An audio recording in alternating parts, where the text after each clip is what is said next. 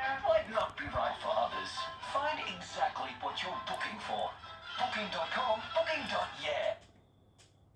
On the set of a Japanese reality show in 2020, a dramatic scene is being caught on camera. Conflict between two ex-lovers that, unbeknownst to everyone in the room, would lead to one of their deaths. 22-year-old Hana Kimura's family were left in devastation as the network and the producers scrambled to get the whole season wiped from the internet, wiped from existence.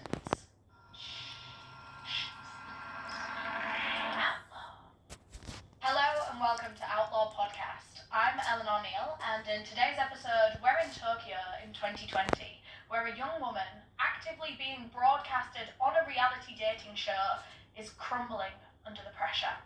Hana Kimura was a pro wrestler on the search for her very first romantic connection on national television when she entered Terrace House. Think Love Island meets Big Brother. 6 singles move into this house and live together, and connections blossom. At least that's what's meant to happen. But instead, Hana Kimura was exposed to a world of pain instead.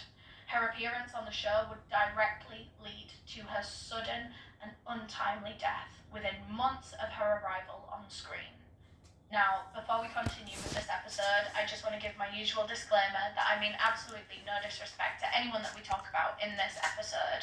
We will be covering a lot of sensitive topics today, including sexual assault, suicide, self-harm, racism, and abuse. Viewer discretion is advised. Now, before we get into today's case, I quickly want to thank our sponsor for making this episode of Outlaw on YouTube possible, AirUp. Now, this is a collaboration that I am honestly so excited about because going into 2026, I'm trying to make some small habit changes. Not huge ones, mind you, because I know myself and I know that I just won't stick to them. I'm talking small, easy, maintainable changes that yield big improvements in my life, one of which is drinking more water.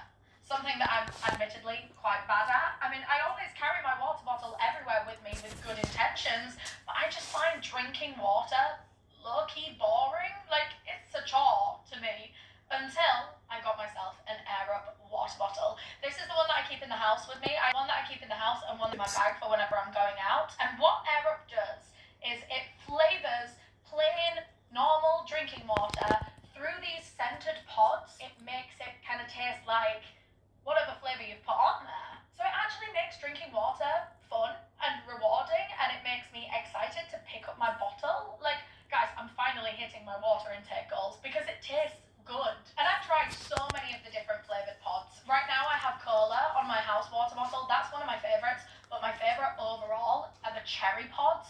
I cannot stop. I can't stop with the cherry pods. And I just realised I'm wearing my cherry shirt, which is really cute. I'm dressing up like my favourite AirUp scented pod. Cherry is just such a classic to me, and I don't feel myself getting bored of it at all. And that's exactly the point, is that I want these pods to make me want to drink water, and it's actually working. It's such a small change to my routine that's made such a huge difference to my life in general. It's solved a problem in my life that I never thought really could be solved. I never thought we were going to be able to do anything about how boring water tastes. And not to mention, the bottles are super sleek and they're easy to clean, and I love this solid handle. I feel like I can carry it around everywhere. So if you fancy switching up your hydration routine, then you can use my voucher code Eleanor for 10% off AirUp when you click the link in the description down below. Thank you again to AirUp. Now it's time to begin today's case. On the 3rd of September 1977, in Yokohama, Japan, a beautiful baby girl called Hana Kimura was born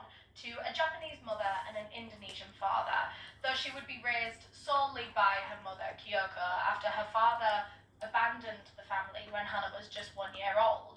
It's terribly sad, but not to worry too much because Mama Kyoko was an independent, brilliant female role model for her daughter, and you will see just how much Hana followed in her footsteps soon. As a child, however, little Hana would become the victim of frequent racism from her peers, since she was half Indonesian in a very homogenous society that always made her feel like she wasn't Japanese enough. She would be called derogatory terms for people of mixed ethnicity. She would be made to feel so different from the other kids, despite having the exact same childhood and experiences as all of them. But Hana Kimura was a very resilient girl. That's not to say that the racist comments didn't get to her, because they did, but she learned a lot of fearlessness and independence from her mother, Kyoko, who was actually a female wrestler. She'd started a few years after giving birth to Hana, and she debuted in 2003.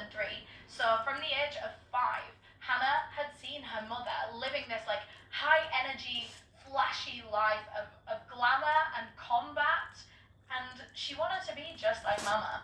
So as a teen, Hana was practicing, training with other kids that had similar ambitions, but Hana Kimura was different because she was special. By the age of 19, she was winning competition after competition. You could tell that wrestling was in her blood. She was a natural. I can only imagine how proud her mother must have been watching her daughter be so inspired by her own journey, you know? Hana was trained at a top wrestling university by a professional wrestling legend named Akira. Her great potential was so obvious so early on that it only made sense for her to be trained by the elite, because she was going to be huge one day. She did show after show, championship after championship. She was rapidly becoming a star, fighting in the biggest arenas in Japan in front of 40,000 fans. She was fighting in Tokyo Dome, in Madison Square Garden. This is all at the age of 21, mind you. She had such a promising career ahead of her. And it was such a huge moment as well for Hana and for her mother in 2017, when her mother retired from wrestling, and she had this big farewell show because her mum was quite a big deal. And Hana got up there at her mum's farewell show and like wrestled against her mum and won, which I guess was kind of like symbolic of her carrying on the wrestling legacy. Like, her mum retires and she will continue to slay the damn thing. But then, when Hana was 21 years old, she would be offered an opportunity, not in the world of wrestling, but still in the world of stardom and celebrity. She would be asked to go on a reality TV dating show. Hana? Rookie, set, go.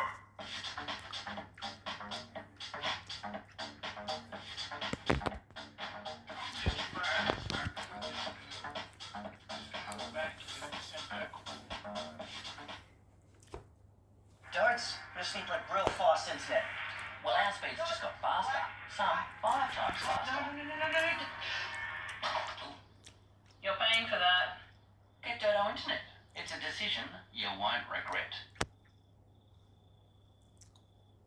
Hana had never had a boyfriend before, and she'd always low-key kind of hoped to find one, but she was such a career-driven girl boss queen that romance had always fallen to the wayside for her, until this opportunity arrived at her door. Not only might she find the love of her life on this show, but also just by being on it, her public profile and her career as a wrestler would see a huge boost from being, broadcasted to the whole entire nation. It'd be like the Love Island effect. It could propel her into mega stardom if she played her cards right. And so, with that, Hana agreed, and she signed up to this reality/dating show. If only someone could have had the foresight and been able to stop her, though, because this would be the worst mistake of her entire life. So Hana Kimura was cast to be on season 5 of the hit reality TV dating show Terrace House. It was a huge, huge show, and I'm sure a lot of you are probably already familiar with it, but for those of you that might not be, I wasn't before I found this case, so let me give you a quick rundown. It's basically 3 guys and 3 girls, all aged between 18 and 30. They're put in this house together, in Terrace House, with the aim of getting to know each other and hopefully maybe kind of like falling in love, going on dates. It's kind of like a mini, more long-term, more realistic Love Island. They all live together in this house, but they keep their jobs. They still go out and work during the day, and they also show conversations with the housemates and their friends that are outside of the house. Kind of has a bit of a Made in Chelsea vibe in that way. I think that was the thing that everyone loved about Terrace House, is that it felt so real. You watch these people go out to work every day, go and see their friends, vent to them, and then they would come home, and then there'd be conversations going on in this house with the housemates. They'd be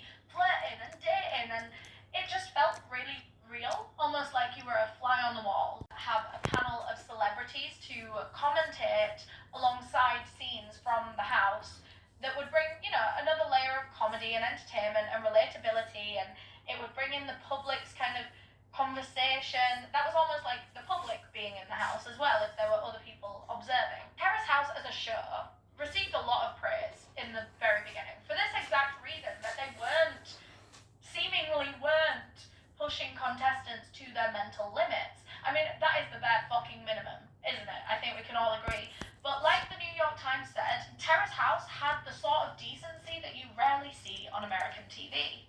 Only that wasn't entirely the case. The very Deposit offer? Don't mind if I do. Hug with the all-new Ladbrokes app and claim your 100% deposit match. Head to the promotions page and tap claim now to activate. Ladbrokes, you deposit, we match. What's gambling really costing you?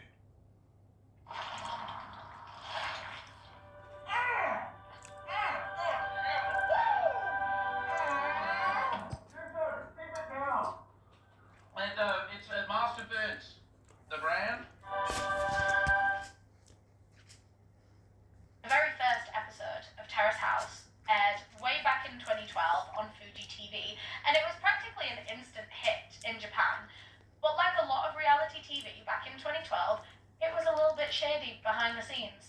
Participants were made to sign NDAs, which is standard practice. You know, it's so that they can't go out and spill all the plot lines and the secrets, and you know, it's trade secrets. People sign NDAs. But for this exact reason, not everything that happened off camera is known about right now to this day. For us to be able to make this episode, we don't know everything that happened. But it was allegedly in early contestants' contracts that they had to do or say whatever producers wanted them to. And that is very reality TV, isn't it? We know that reality shows were doing that kind of shit all those years ago. You know, Terrace House really prided itself on the fact that they had no scripts. They would start every episode reminding the audience that none of this is scripted. This is all real as hell. But it came out later that, yeah, while there were no physical, like, written scripts, there could be verbal ones given to contestants if producers felt that a moment needed to happen for the storyline. If they wanted someone to go and say something to another participant, or to go and, you know, start a conversation, start a confrontation, then participants would have to do that. In the event that they might refuse to do or say what producers wanted, contestants could allegedly be fined anywhere between $10,000 and $100,000.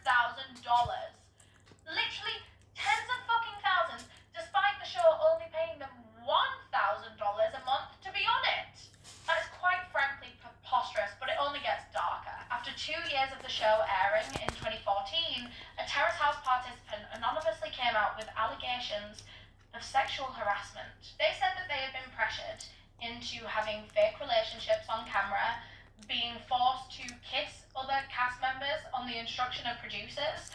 And while we don't know many details about this, of course, because it's anonymous and all of the sources have been translated from Japanese, also, one weird thing that we noticed, because we actually started researching this case a long, long time ago. It's been like a year in the making, and a lot of the articles that we found and used early on, we can't find anymore when we've been doing fresh research just